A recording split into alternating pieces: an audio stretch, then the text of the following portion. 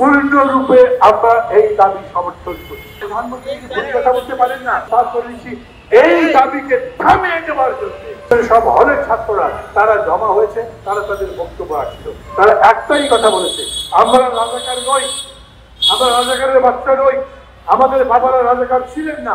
প্রধানমন্ত্রী এই কথা বলে ঠিক করেনি এই বক্তব্য প্রত্যাহার করতে হবে, এর বেশি কিছু বলেননি।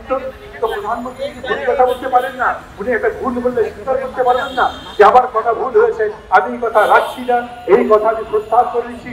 এই দাবিকে থামিয়ে দেওয়ার জন্য একেবারে রীতিমতো গুন্ডা বাহিনী নেমেছে, পুরা বিশ্ববিদ্যালয়ে একটা সন্ত্রাসী রাজত্ব কায়েম করা হয়েছে। আমি আজকে উড়িষ্যার যারা আয়োজন করেছেন তাদের বিশেষভাবে ধন্যবাদ।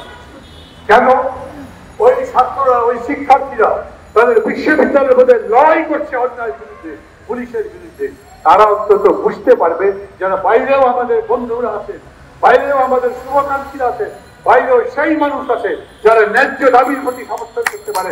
এবং শুধু এই কারণেই তাদের কথা শুনে আমি এখানে বক্তৃতা করতে আসছি। আমার বক্তৃতার কথা হচ্ছে, আমি ওই ছাত্রদের সাথে একাত্ম। যদি মনে করেন অত্যাচার করে, মামলা দিয়ে, লাঠি পেটা করে, তাদের উপরে নির্যাতন করে, হল থেকে বের করে এই আন্দোলন দমন করতে পারবেন, তাহলে বোকার সাথে বাস করছে দেখবেন না। উদাত্ত কণ্ঠে আহ্বান জানাচ্ছি, এই দেশের যারা নিরীহ মানুষ, ওই ছাত্রদের যারা গার্জিয়ান, যারা মুরব্বী, যারা দেশের বিবেক, যারা স্বাধীনতার কথা ভাবেন, যারা রাজনীতি করেন বা করেন না, যারা সমাজের কাজের মধ্যে আছেন, তারা প্রত্যেকে আসেন এবং নিজেদের কথা বলেন। আমরা ছাত্রদের এই ন্যায্য দাবির সাথে আছি।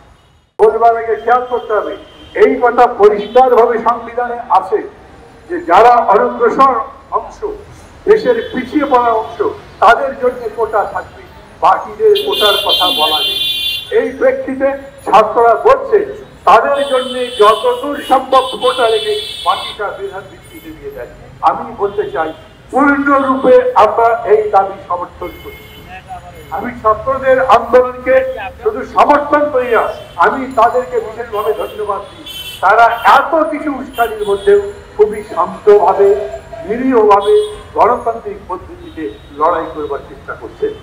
পুলিশ ব্যারিকেড দিয়েছে, আমাকে বলে শাহবাগে জল কামান নিয়ে যাবার দরকার কি, আবার জল কামানের পেছনে সাজোয়া গাড়ি আর একটা রাখবার দরকার কি?